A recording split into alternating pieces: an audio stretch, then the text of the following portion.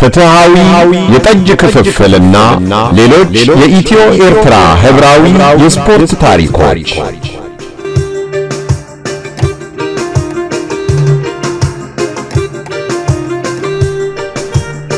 ከገነነ መኩሪያ ሊብሮ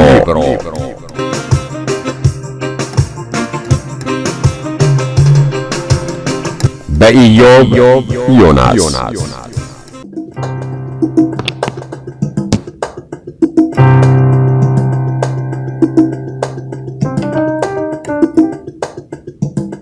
ክፍል 7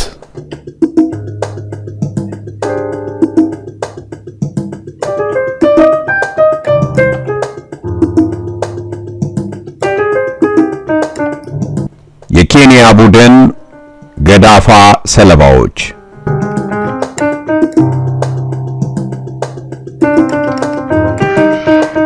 ወደ ሜዳ ግር ብሎ የገባው ተመልካች ተጫዋቾቹን ለማግኘት እየተራኮተ ነው። ተጫዋቾቹ የሚፈልጉት የተመልካችን አድናቆት ለመቀበል አይደለም፣ ሽልማት ለማግኘትም አልነበረም፣ ወይም ማሊያቸውን ለማስታወሻነት ለመለዋወጥ አልነበረም። አጥር ዘሎ ወደ ሜዳ ውስጥ በመሮጥ የገባው ታዳሚ እያባረረ የሚይዛቸውን ተጫዋቾች ባገኘው ነገር እየደበደበ ነው።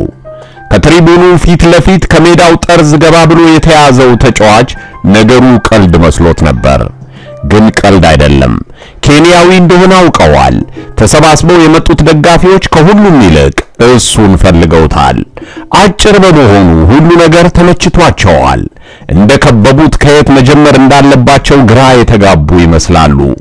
መጀመሪያ በቦክስ አፍንጫውን አገጩን መቀጥቀጥ ጀመሩ።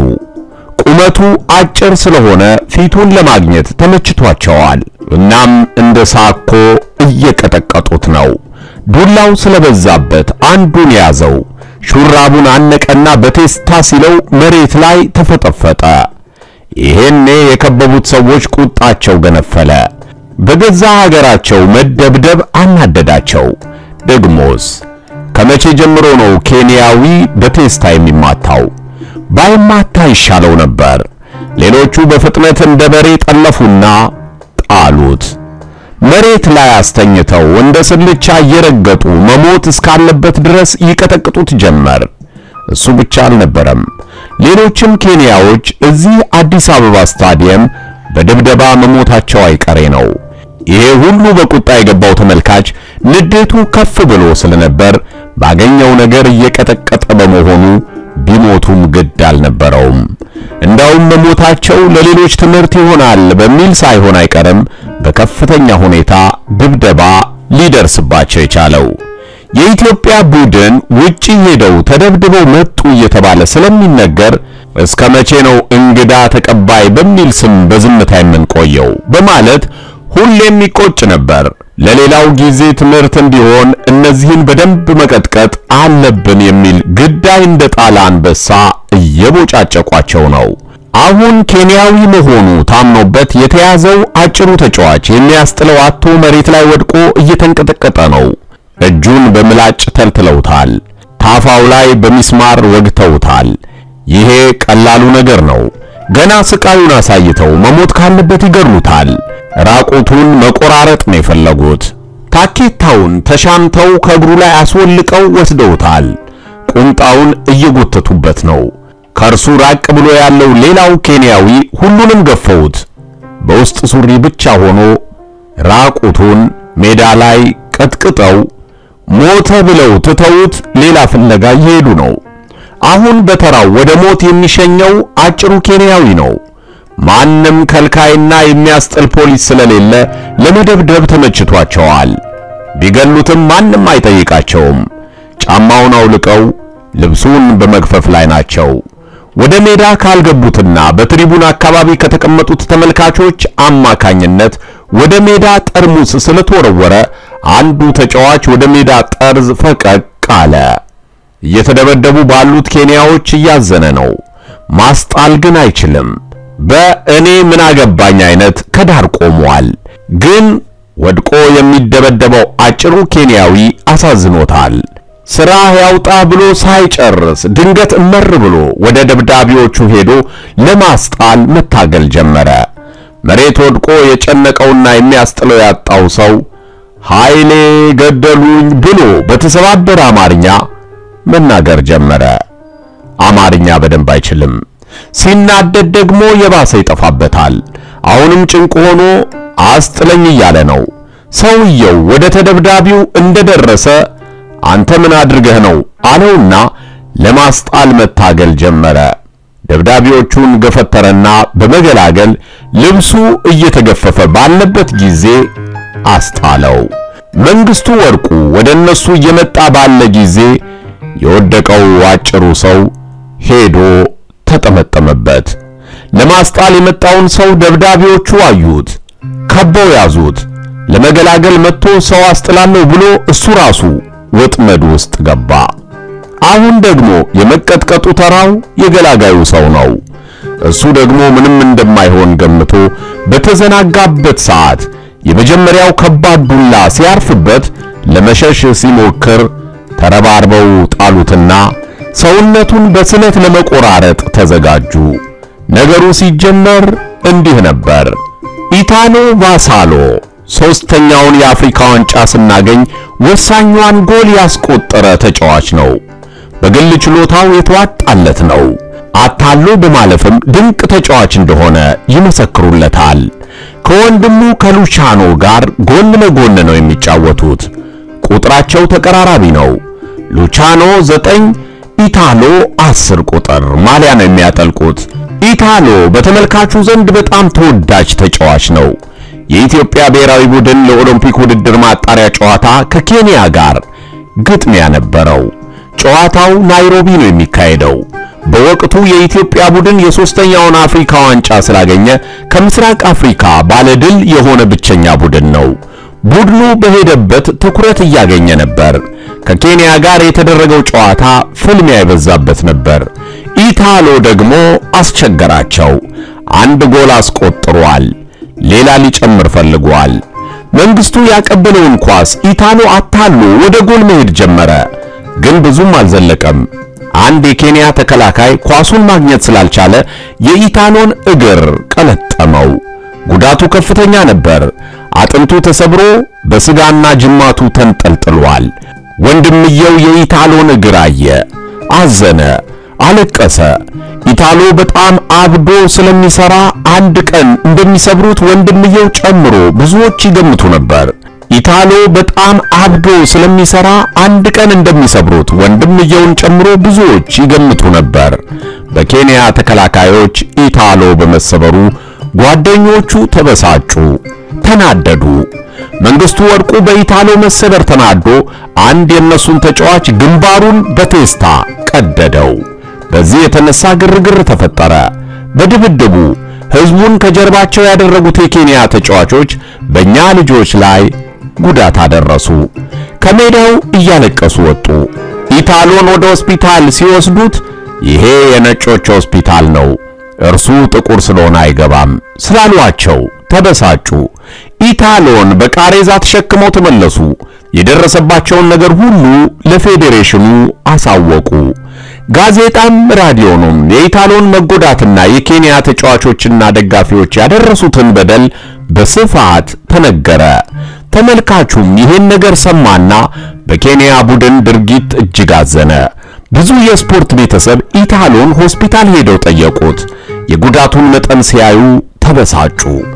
አንዱ ለሌላው ጉዳዩን ሲያስረዳ በላዩ ላይ እየጨማመረ የኬንያን ኃጢያት ከፍ አደረገው። ህዝቡ በኬንያ ቡድን ላይ ጥርስ ነከሰ። የኬንያ ቡድን አዲስ አበባ በመጣ ጊዜ ህዝቡ ያጉረመረማል። ያን ባስታወሰ ቁጥር ደግሞ ይበሳጫል። አንድ ቀን የሆነ ነገር ማድረግ ይፈልጋል፣ ግን ወቅትና ጊዜ እየጠበቀ ነበር። አመቺ ሁኔታ አልተገኘም። ከዕለታት አንድ ቀን እንዲህ ሆነ። በ1964 ኬንያና ኢትዮጵያ በአንድ ምድብ ደረሳቸው። ግጥሚያው ደርሶ መልስ አለው። የመጀመሪያውን ጨዋታ አዲስ አበባ ያደርጋሉ። ብሔራዊ ቡድኑ ውስጥ የመንግስቱ ወርቁ ቦታ ስላልተተካ ህዝቡ ሊረሳው አልቻለም። መንግስቱ ኳስ አቁሞ ነበር። ለዚህ ጨዋታ ሲባል በህዝብ ጥሪ እንዲጫወት ተደረገ። ህዝቡ ለሱ ያለው ፍቅር በጣም ከፍተኛ ነው። በጨዋታው ኬንያ 1-0 እየመራ ነው። ህዝቡ በውጤቱ ተበሳጭቷል። በውስጡ ደግሞ በኬንያ ቡድን ላይ ቂም ይዟል። የኬንያ ተጫዋቾች በሆነው ባልሆነው እየተኙ ሰዓት እያባከኑ ነው። አንድ የኬንያ ተጫዋች ተጎድቻለሁ ብሎ ወደቀ። እንግሊዛዊው የኬንያ አሰልጣኝ ወደ ሜዳ ሊገባ ፈለገ። እርሱ ከገባ ደግሞ እስኪወጣ ሰዓት ይባክናል። አሰልጣኙ ወደ ሜዳ ሊገባ ሲል መንግስቱ ወርቁ ወጌሻው እንጂ አንተ መግባት የለብህም አለው። አንዱ በወደቀ ቁጥር አሰልጣኙም ተጠባባቂውም ሜዳ እየገቡ ውጡ ሲባሉ እየዘገዩ አስቸግረዋል። በተለይ አሰልጣኛቸው ተጫዋች በተጎዳ ቁጥር ሜዳ ገብቶ ሰብስቦ ስለሚመክራቸው ጊዜ እየገደለ ነው። በዚህ የተነሳ መንግስቱ አሰልጣኙን ወደ ሜዳ አትገባም ብሎ መስመሩ ላይ አቁሞ ያዘው። አምበላቸውና 4 ቁጥር መለያ የለበሰው የኬንያ ተከላካይ እየሮጠ መጣና አሰልጣኛችንን ለምን በእጅ ትነካለ በሚል ሁኔታ በቦክስ ሲለው መንግስቱ ወደቀ። ይሄን ጊዜ ስታዲየሙ ቀውጢ ሆነ። ዓለም 9 ሆነች።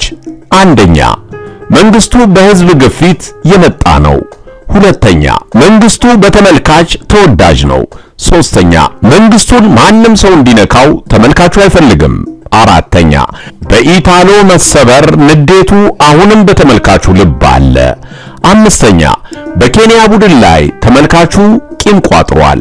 ስድስተኛ ናይሮቢ ላይ ተጫዋቾቻችንን በመደብደባቸው አንድ ቀን ብድራችንን እንመልሳለን በሚል ተመልካቹ ቀን እየጠበቀ ነው። ሰባተኛ የኬንያ ቡድን በተለያየ ጊዜ መጥቶ በሰላም ስለሚመለስ ተመልካቹን ፈሪ አድርጎ ቆጥሮታል። እነዚህንና ሌሎች ነገሮችን ውስጡ ያለው ነገር ቆሰቆሱት። የስፖርት አፍቃሪው ጊዜና ቦታ ነበር የሚጠብቀው። ልክ መንግስቱ ወርቁ እንደተመታ ተመልካቹ ከአራቱም አቅጣጫ ቀፎ እንደተነካ ንብ አጥር እየዘለለ ወደ ሜዳ ተመመ። የኬንያ ተጫዋቾች አባሮ በመያዝ መደብደቡን ተያያዘው። የጸቡ ምክንያት የመንግስቱን መታት ብቻ ቢሆን ኖሮ መንግስቱን በቦክስ ያለውን 4 ቁጥር መምታትና ሌሎቹ ጓደኞቹ ለማገዝ ከመጡ እነዚያንም መቅጣት ይቻል ነበር። ነገር ግን መንግስቱን የመታውን ልጅ ማንም አላሰበውም። የተገኘውን ኬንያዊ አባሮ መያዝ ተጀመረ። የተያዙትንም በግሩፕ መምታት ሆነ። ወደ ሜዳ ያልገቡት በትሪቡን የነበሩት ተመልካቾች የተጠጣና ያልተጠጣ የአምቦ ውሃ ጠርሙስ እያነጣጠሩ ወደ ኬንያ ተጫዋቾች ይወረውሩ ጀመር። የወደቀውን ጠርሙስ ተመልካቹ እያነሳ መቀወሪያ ያደረገው። አንዳንዱ ጠርሙሱን እየሰበረ ሰውነታቸውን መቆራረጫ አረገው። 10 ቁጥር የለበሰው የኬንያ ተጫዋች መጥፎ አጋጣሚ ነው የደረሰው። ከካታንጋ አጥር ዘለው የመጡ ተመልካቾች ናቸው የያዙት።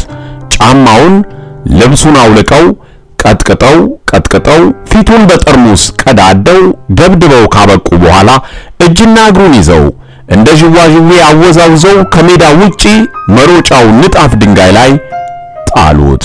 ከስታዲየም ውጪ ያለ ሰው ድርጊቱን ሰምቶ ውስጥ ላለው ድንጋይና ሌላም ጥቃት መፈጸሚያ ነገር ማቀበል ጀመረ። ወደ ሜዳ አጥር ዘሎ ያልገባው ጥቂት ተመልካች ነው። እነሱም ቢሆኑ ደብዳቤዎቹን በማበረታታት ያንን ያዘው በለው፣ ጠልፈህ ጣለው፣ አስተኛው፣ በዱላ በጠርሙስ በድንጋይ እያለ የሞራል ድጋፍ ይሰጣል። ናይሮቢ ላይ ኢታሎ በተሰበረ ጊዜ ህዝቡ ወደ ሜዳ ገብቶ ደብድቦናል ስላሉ ይሄንንም አደራ ለተመልካቹ ስለተዉ ያሁኑ የጸብ ትርኢት የመልስ ድብደባ ሆኗል። እናም ለነገ ትምህርት እንዲሆን አይቀጡ ቅጣት መቅጣት አለብን በሚል የዘመተው ብርጌድ የካታንጋ ጦር ብዙዎቹን የኬንያ ተጫዋቾች ጎድቷቸዋል። የሚስማር ተራ ጦር ደግሞ በረኛውንና አንዱን ተከላካይ ሲያባርር ጎሉ ውስጥ ስለገቡለት በመረብ አጥምዶ ያዛቸው። ይዞም አስተኛቸው። አስተኝቶም መቀጥቀጥ ጀመረ። የኢትዮጵያና የኬንያ ቡድን አጋጣሚ ሆኖ ተመሳሳይ ቀለም ያለው አዲዳስ ቱታ ነበር ያደረጉት። ቱታው ጥቁርና ነጭ ነው። ጸቡ እንደተጀመረ ተጠባባቂዎቹ ወደ ሜዳ እየገቡ ነው። ኃይለ ማርያም ከዳኛው ክለብ የተመረጠ ነው። በአጥቂም በተከላካይም ቦታ ይጫወታል። ቁመቱ ረጅም፣ መልኩም ጠቆር ያለ ነው። ኬንያዎች አብዛኞቹ ረጃጅሞች ናቸው። ለአገላለጽ እንዲመች ኃይለ ማርያም በቁመቱም ሆነ በጥቁረቱ ኬንያዎችን ይመስላል። ብዙዎቹ ኃይለ ማርያም በሚለው ስም አያውቁትም። ሻሾ ነው የሚሉት። ሻሾ ጸብ እንደተጀመረ ጠርሙስ ወደ ተጠባባቂዎቹ ሲወረወር ወደሱ ስለመጣ የወልዴ አምቦ ውሃ ፈጀን እያለ ወደ መሃል ሜዳ ሄደ። አቶ ወልዴ አርቲስቲክ ማተሚያ ቤት ነው የሚሰሩት። የስታዲየሙን ክበብ በኮንትራት ይዘውታል። ትሪቡን አምቦ ውሃ የሚያቀርቡት እሳቸው ናቸው። የአቶ ወልዴ ጠርሙስ ነው ወደ ሜዳው የተወረወረው። ሻሾ እንዲህ ይላል። ጠርሙሱን ሸሽቼ ወደ መሃል ሜዳ ስገባ ብቻዬን ነኝ። የሆኑ ሰዎች አጠገቤ ቆመው እኔ አንድም ኬንያዊ አላገኘሁም ይባባላሉ።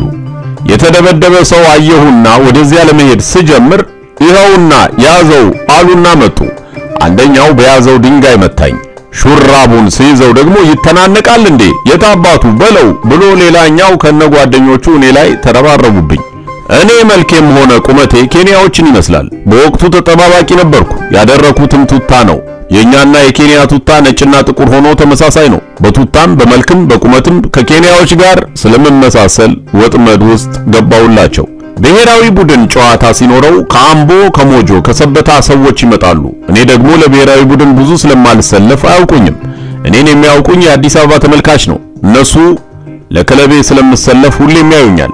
እነዚህ ከሞጆና ከአምቦ የመጡት ግን የክለብ ጨዋታ ስለማያዩ አያውቁኝም። አጋጣሚ ሆኖ እኔን የያዙኝ ከአዲስ አበባ ውጭ ያሉት ተመልካቾች ናቸው። ይዘው ሲደበድቡኝ ብከላከልም አልሆነልኝም። አማርኛ ብናገርም አልሰሙኝም። የታቦት ስም ብጠራም አላዳመጡኝም። ሲጨንቀኝ ካወቁኝ ብዬ ሻሾ ነኝ አልኳቸው። ሻሽህ ይቀደድ እያሉ ይመቱኝ ጀመር። አንዳንዶቹ አማርኛ ይናገራሉ እኮ እንዲያውም ይሄ ሰላይ ነው እያሉ ይጠፈጥፉኝ ጀመር። ሻሾ ነኝ ስላልኳቸው ይሄ ኩኩዮ በእኛ አማርኛ ይቀልዳል እንደ እያሉ ይቀጠቅጡኛል ይላል። ሌሎቹ የኬንያ ተጫዋቾች በድብደባው ብዛት ጦር ሜዳ እንደተመታ ወታደር ተዘርረዋል። አሁን የቀራቸው ሻሾ ነበር። ሻሾ እንደተያዘ ጥቂቶች ነበሩ የሚደበድቡት። አሁን ግን ሌላ ቦታ ግዳያቸውን ጨርሰው የመጡ ሌሎች እዚህኛው ወቀጣ ላይ ተዳበሉ። አዲስ የመጡት በእነዛ የአመታት ስልት ባለመደሰታቸው ሻሾን በደንብ ሊቀጡትና አገሩም ሲገባ ኃይለኝነታቸውን እንዲያስታውስ ማድረግ ፈልገዋል። አንደኛው ደብዳቢ ወደ ሻሾ ተጠጋ። ለዚህ ዱላ አያስፈልግም። ሴንት ያምጡ፣ ጠርሙስ ያዛል፣ ምላጭስ ያዘ፣ ስለት ቢጤ ያለው የለም እያለ ይፎክር ጀመር። ሁሉም ሰው ደም ለማፍሰስ እንዲመቸው ስለት ያለው ነገር ይፈልጋል።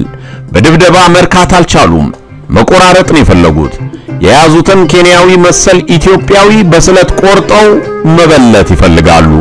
ይህ ሁሉ ሲሆን ሻሾን አስተኝተው እንደሚታረድ በሬ እግሩን ይዘውታል። ከበው ከደበደቡት በኋላ በዚያ ላይ ገና ስለት ይፈልጋሉ። አንድ ሁለቱ ወጣቶች መቆራረጫ ፍለጋ ወጣ ብለው ነበር። አንደኛው ሮጦ ተመልሶ መጣና ጠርሙስ አግኝቻለሁ አለ። ጠርሙሱን ሰባብረው ተከፋፈሉና ወደ እርድ ለመግባት ተዘጋጁ። ለመበላለት እንዲመቻቸው በደንብ አስተኙት። ሻሾ ይናገራል።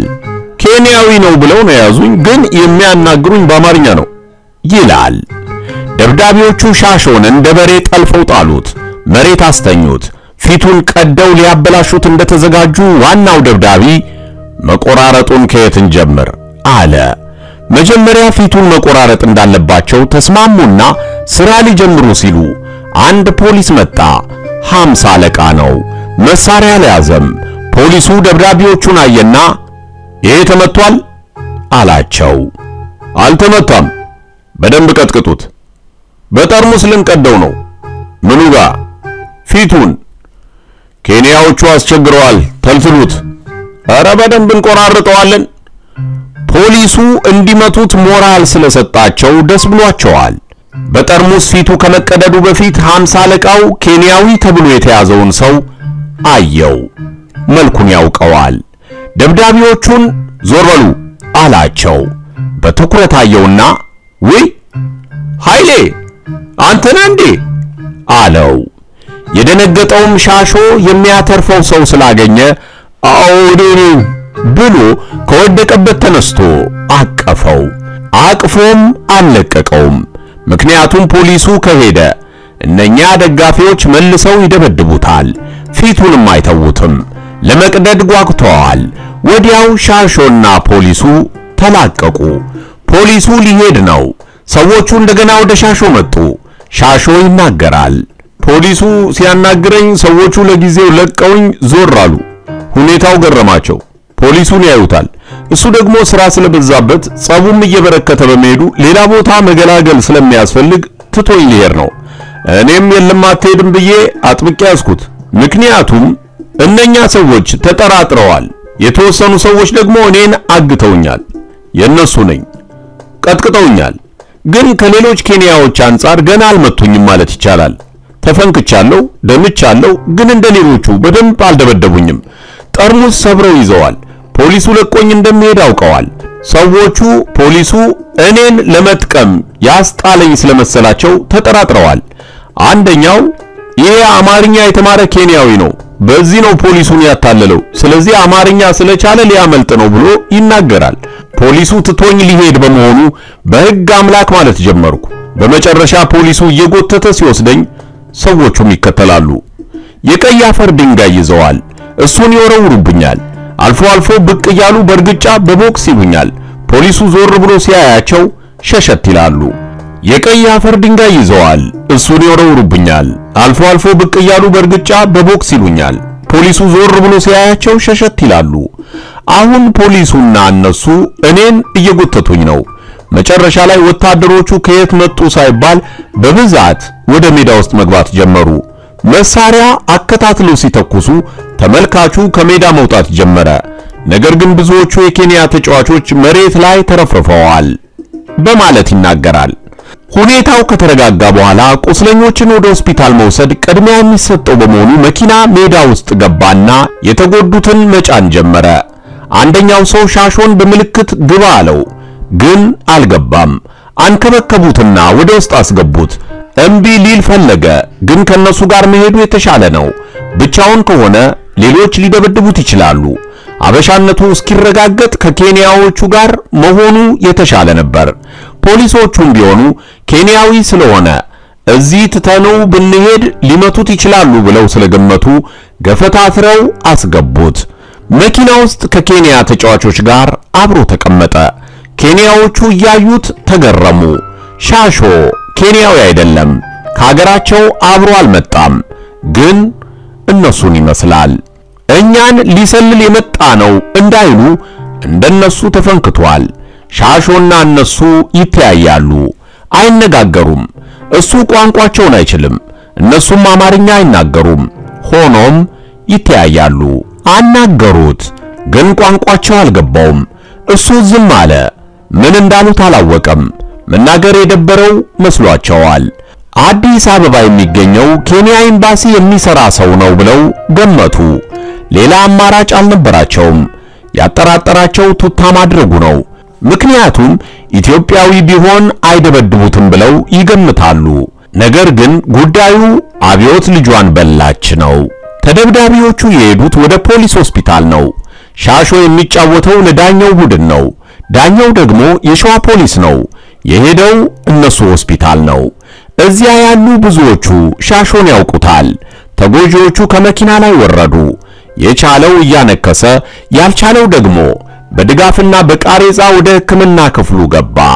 ሻሾም እያነከሰና ደሙን እየጠራረገ ለመታከም አብሯቸው ገባ።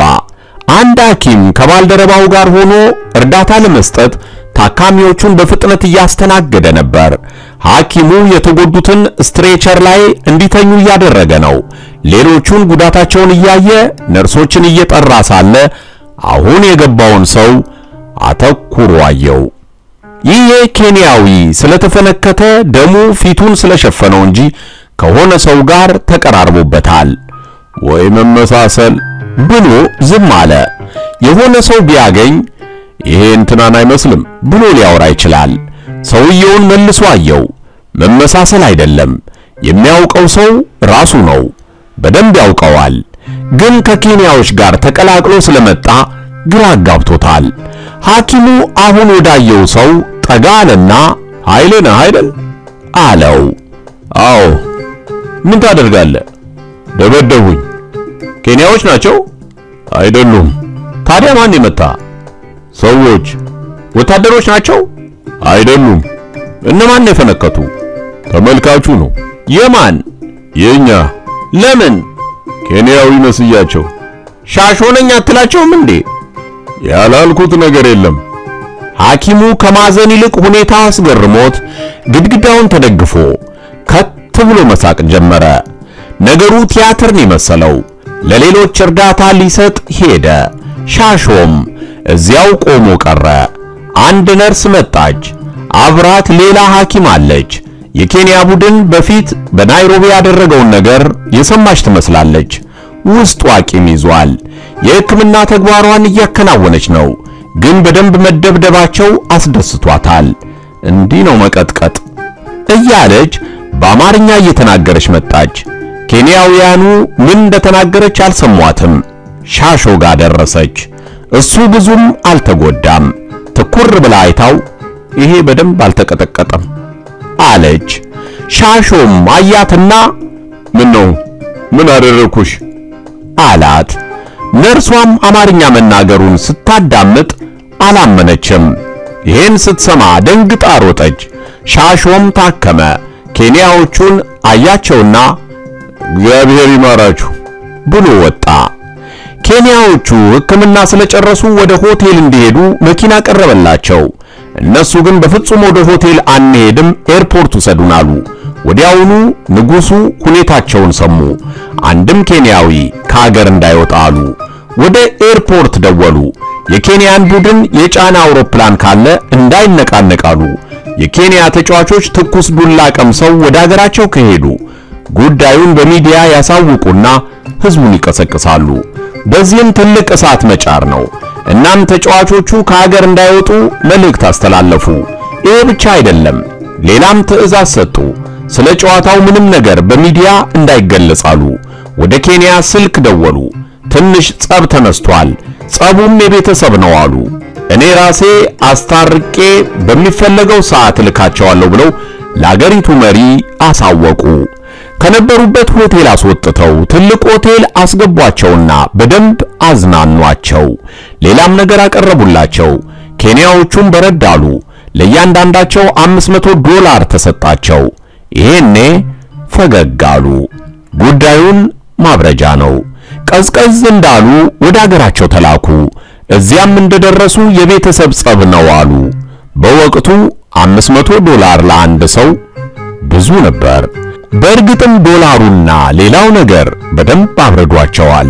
ከተደብዳቢዎቹ $500 ያልተሰጠው ለአንድ ሰው ነበር፣ ሻሾ ብቻ። ለመልሱ ጨዋታ የብሔራዊ ቡድን ተጫዋቾች ለመሄድ ፈቃደኛ ባለመሆናቸው ተስፋ ቡድኑ ሄዶ ይጫወት ተባለ። ተስፋ ቡድን የነበሩት ተጫዋቾች ሌላው በቆሰቆሰው እሳት እኛ ለምን እንቃጠላለን ብለው እነሱም ለመሄድ ፈቃደኛ ባለመሆናቸው በፎርፌት አለፈ።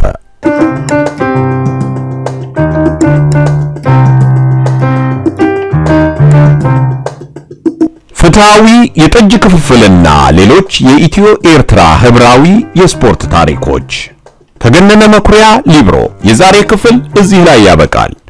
በቀጣይ አጭሩ ሰው የት ሄደ ከሚለው ተነስተን እንቃኛለን። ቸር ይግጠመን።